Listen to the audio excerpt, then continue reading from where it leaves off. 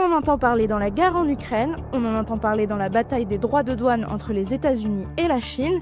C'est quoi au juste les terres rares et pourquoi les États-Unis veulent à tout prix mettre la main sur un maximum de réserves?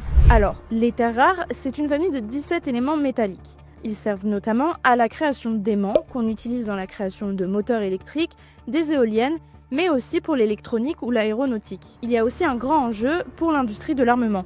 Ces terres rares sont essentielles, entre autres, pour la fabrication d'avions de chasse, de sous-marins ou de drones. Les terres rares sont présentes dans des minéraux comme la basnésite, qui se trouve surtout en Chine et aux États-Unis, ou bien dans la monazite, qu'on peut trouver en Australie, au Brésil, en Afrique du Sud et dans différents pays d'Asie. Vous vous demandez peut-être alors, si on les trouve un peu partout sur la planète, qu'est-ce qu'elles peuvent bien avoir de rare? En fait, bien qu'elles soient répandues, elles sont assez compliquées à extraire, mais surtout à raffiner. Tout l'enjeu est là, la Chine est quasiment le seul pays à traiter ces métaux. Elle produit à elle seule 85% des terres rares légères purifiées, utilisées au niveau mondial, et 100% des terres rares lourdes. Une fois les minéraux extraits, les autres pays sont donc dépendants de la Chine. Et la guerre commerciale dans tout ça ?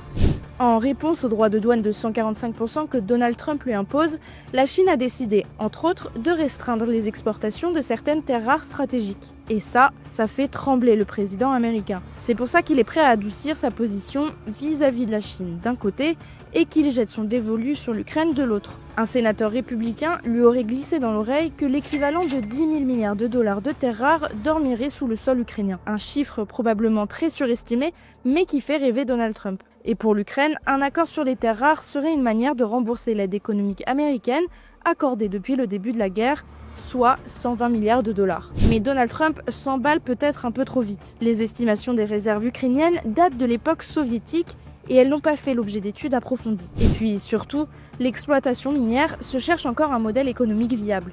L'industrie minière est très énergivore, or en Ukraine, la guerre a détruit la moitié des capacités énergétiques du pays. Et en plus de tout ça, il faut en moyenne 18 ans pour développer une mine. Même les États-Unis ont du mal à rentabiliser leurs mines de terres rares. Le site de Mountain Pass en Californie vient à peine de rouvrir après une pause de 20 ans.